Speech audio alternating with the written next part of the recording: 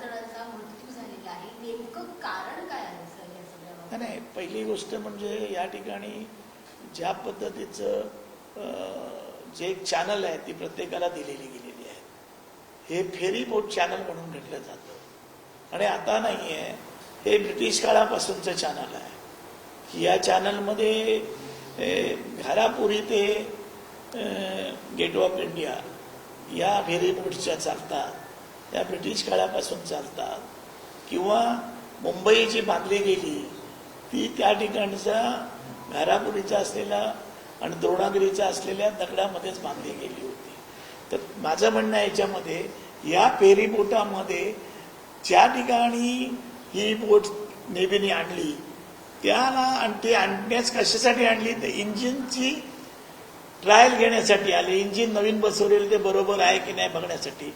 ते करण्याचा इथे त्यांना अधिकार नाही आहे. त्यांनी गुलाबीच्या दांडीच्या पलीकडे जाऊन या ठिकाणी ट्रायल घ्यायला पाहिजे होती. पहिला गुन्हा इथे ट्रायल घेण्याची जी परवानगी दिली कोणी, त्या अधिकाऱ्यांवर कारवाई झाली पाहिजे. हे चॅनल करताना चॅनलमध्ये हे चॅनलच फेरीसाठी केलेलं आहे, ज्या ठिकाणी चालत आहे क्रूज आयलंडपर्यंत. तर त्या पद्धतीची कुठे दक्षता घेतली गेलेली नाही आहे आणि म्हणून पहिला गुन्हा जो आहे तो नेव्हीवर आहे. नेव्हीच्या ज्या अधिकाऱ्यांनी या ठिकाणी दुरुस्तीसाठी ट्रायल करण्यासाठी ही पाठवलेली आहे बोट, त्यांच्यावर काय कारवाई करणार हा खरा सवाल या ठिकाणी आहे. मुख्यमंत्री देवेंद्र फडणवीस यांनी देखील काल या संपूर्ण घटनेची चौकशी केली आणि जी काही मदत लागेल ती जाहीर केली. त्यासोबतच 5 लाख जे मृतांचे कुटुंब आहेत त्यांना जाहीर केलेली आहे. मात्र या आधी जर दक्षता घेतली असती तर आता सगळा प्रकार आहे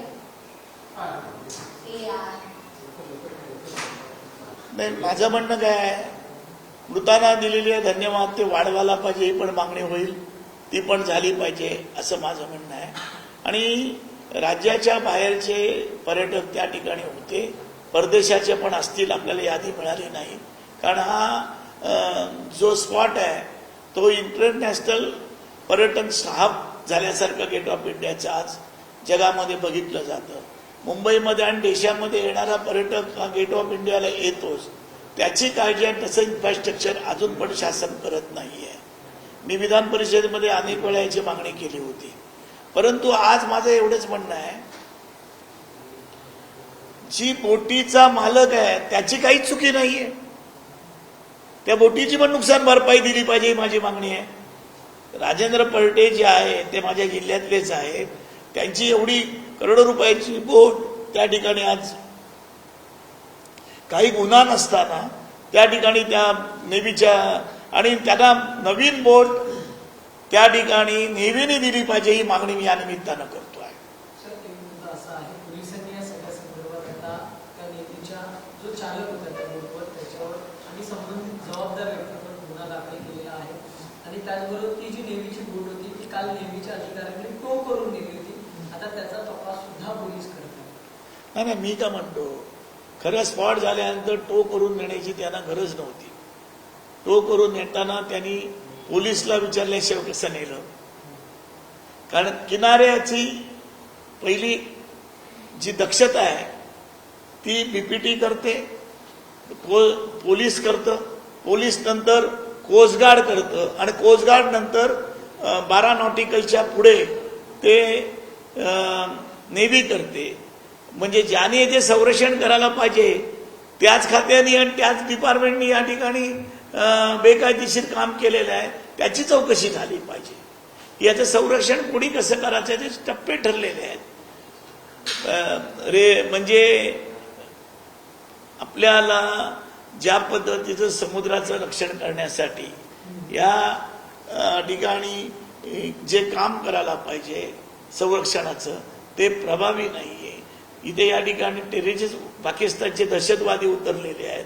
मुंबई हा तसा हॉटस्पॉट स्पॉट आहे, त्याची दक्षता घेतलेली आहे. तेवढ्यापुरते एखादी घटना घडली की राज्यकर्ते आणि पत्रकार पण तुम्ही तेव्हाच जागृत होता की त्याच्या आधी पण हे बोलायला पाहिजे आणि करायला पाहिजे. त्या पद्धतीच्या आपल्याला गोष्टी ठरवण्याची गरज आहे असं मला वाटतं. सुरक्षेचा मुद्दा उपस्थित केला, मात्र समुद्रातले नियम काय असतात, म्हणजे नेव्हीचे नियम किंवा कोणाची हद्द कुठपर्यंत असते, नेव्हीचे नियम कसे काय असू शकतात समुद्राच्या आत? नेहमीचे नाही, जे समुद्राचे जे कोस्टवरचे नियम आहे त्याच्यामध्ये पहिलं जे आहे ते संरक्षण पोलिसने करायचं आहे. पहिल्यांदा तटरक्षक नेमलेले आहेत, आज जे टेम्पररी नेमलेले आहेत ते पण मी सभागृहात अनेक वेळा मागणी करून ती करून घेतलेली आहेत, पण ते कायमस्वरूपाचे नाहीत, कॉन्ट्रॅक्ट बेसिसवर आहेत. त्यांचं वेतन पण बरोबर मिळत नाहीये. अनेक वेळा वेतनासाठी 6-6 महिने बिचाऱ्यांना थांबावं लागतं. नंतर दुसरा टप्पा त्याचा आहे, तो कुणाचा आहे, तो पोलीसचा आहे. पोलीस कितीपर्यंत करतो? 5-7 नॉटिकल पर्यंत करतो. मागाहून कोस्ट गार्ड आहे. कोस्ट गार्ड म्हणजे संरक्षण करणारच खास डिपार्टमेंट आहे. कोस्ट गार्ड नंतर नेव्ही आहे. शेवटी समुद्रात हाय सी मध्ये गेलो तर आपल्याला कोस्ट गार्डला नेव्हीला बघायला लागतं. तर हे नियम असताना या नियमाची सगळी पायमल्ली होते. दुसरं, या ठिकाणी मच्छीमारांचं मोठं बंदर ससून डॉकला आहे. हे जर या ठिकाणी थोडं गेलं असतं तर मोठा अनर्थ आणखीन झाला असता. आणि त्या दृष्टिकोनातून या ठिकाणी चॅनलमध्ये जे बोये ठेवले जातात, सिग्नल ठेवले जातात, ते सिग्नल वाढवले गेले पाहिजेत, जेणेकरून त्या ठिकाणी मच्छीमार जाळी पण टाकणार नाहीत आणि कोणाला कुठे जायचं ठरेल. आणि म्हणून या ठिकाणी ट्रायल करू शकत नाहीत. या सगळ्या परिसरामध्ये गेट ऑफ इंडियामध्ये, समोरच गेट ऑफ इंडिया आपली, त्या ठिकाणी असलेली बोटीची संख्या आता दिवसेदिवस वाढते. सुरुवातीला 2-4 आमच्या बोटी होत्या, स्पीड बोटी. आज जवळजवळ 200-300 बोटी, स्पीड बोटी इथे या ठिकाणी झालेल्या आहेत. ती संख्या दिवसेदिवस वाढणार आहे. आणि त्या दृष्टीने असलेलं या ठिकाणी कुठलीही दक्षता, कुठला ऍक्सिडेंट झाला, काय झालं तर त्याची चर्चा होते आणि मागणी करतात आणि सरकार सांगतं.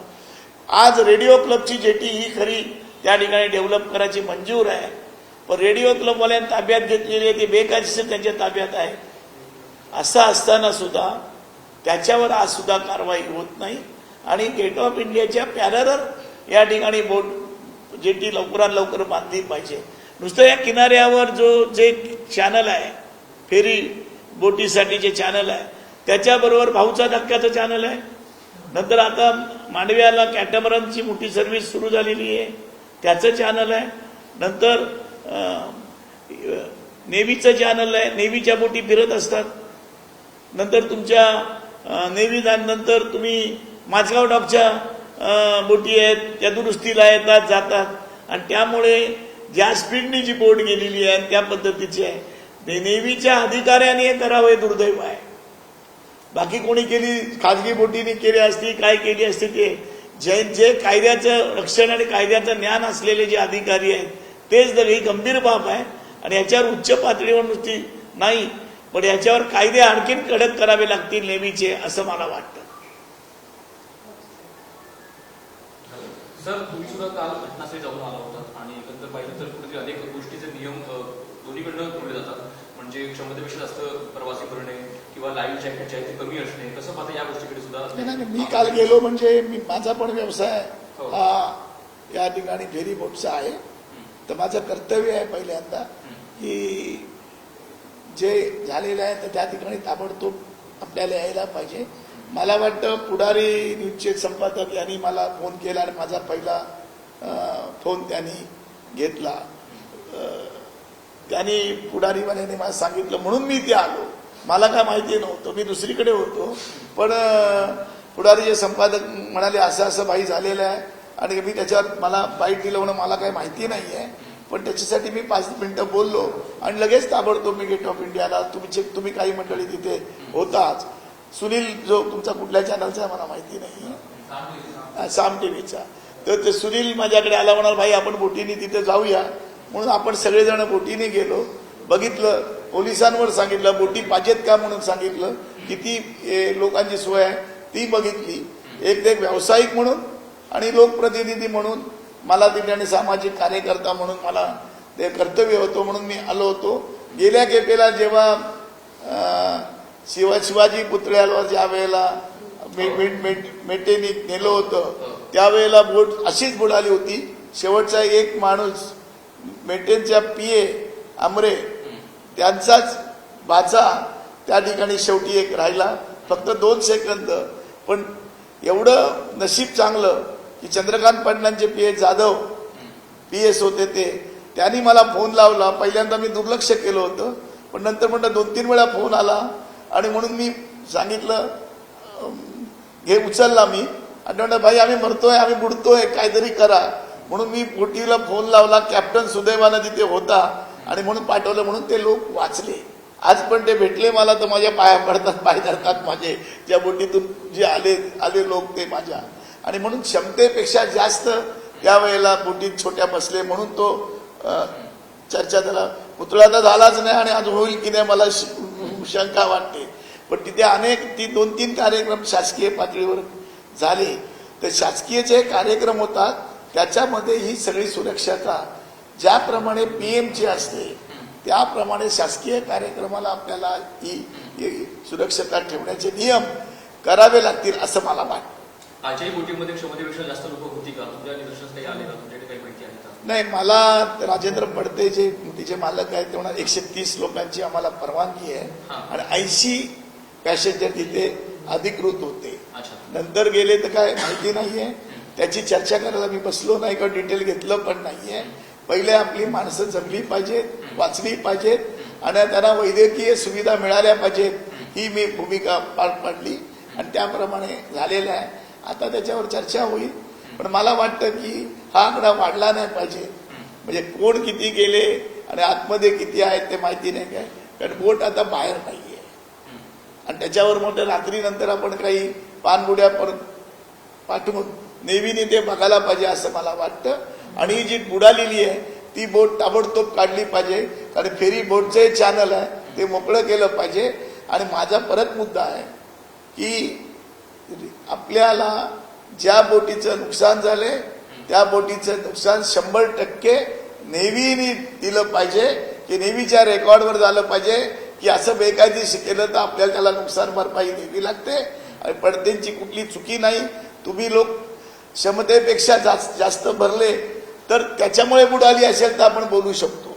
तो मुद्दा तुम्ही जास्त रेस करू नका याच्यामध्ये, की येऊन बोट चालू असताना बोटीच्या मध्येच घुसून बोटीचे 2 तुकडे झाले आहेत म्हणजे स्पीड किती असेल हे बघायला पाहिजे. आणि म्हणून मला वाटतं 50-60 नॉटिकल मैलच्या पुढे तो स्पीड असेल मला वाटतं. तुम्ही ज्या बोटीत गेल्या त्याला 30 नॉटिकलचा कमीत कमी आम्ही स्पीड ठेवतो. आता तुम्ही गेला होता त्या बोटीने, तर त्या पद्धतीची बोट आहे. याची गंभीर माझी अपेक्षा या निमित्ताने एवढीच आहे की जे कायदे आहेत ते अपुरे पडतात आणि जे बेकायदेशीर वापरतात त्याच्यावर कारवाई झाली पाहिजे असं मला वाटतं.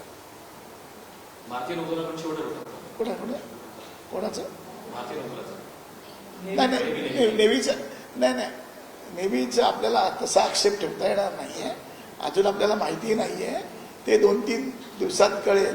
पण मला वाटतं नेव्हीच्या दृष्टिकोनातून त्यांना कमीपणा आणण्याची गोष्ट आहे. या ठिकाणी ज्या एवढ्याच नाहीत, पोर्टच्या आमच्या बार्जेस जातात. या ठिकाणी कर्जा पोर्ट आहे, JNPTच्या बोटी जातात. सगळे मोठं एवढं चॅनल आहे. माझ्या पोर्टला जातात. जे तुमच्या इस्पात जे त्याच्या बोटी जातात, बार्जेस मोठे बार्जेस जातात. तर त्या दृष्टिकोनातून नेव्हीला हे काय कॉमन मॅन आहे, तुम्हाला पण कळणार आहे या ठिकाणी काय करायचं नाही काय. तर जसं फोर्टमध्ये यायला ट्रकला अलाउड नाही आहे, मोठ्या हेवीला 10-8 नंतर अलाउड नाही आहे. त्याच्यापेक्षाही कडक नियम हे कोस्टलचे आहेत आणि मरीनचे आहेत. मरीनला जे नियम आहेत ते इंटरनॅशनल नियम असतात, त्याप्रमाणे आपण केलं पाहिजे. चेकिंग झालं पाहिजे. जहाज आलं की पहिलं चेकिंग होतं, कस्टम चेकिंग करतं, पोलीस चेकिंग करतं, कोस्ट गार्ड चेकिंग करतं. हे जे नियम ठरवून दिलेत ते 200-300 वर्षापासूनचे आहेत आणि आधुनिक आणि अतिरेक्यामुळे हे नियम आणखी कडक झालेले आहेत. तरी असं घडलंय, दुर्दैव आहे असं मला वाटतं.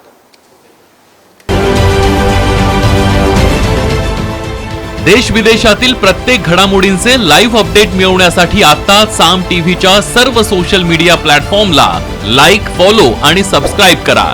तसंच सर्व नोटिफिकेशनसाठी बेल आयकॉन प्रेस करायला विसरू नका.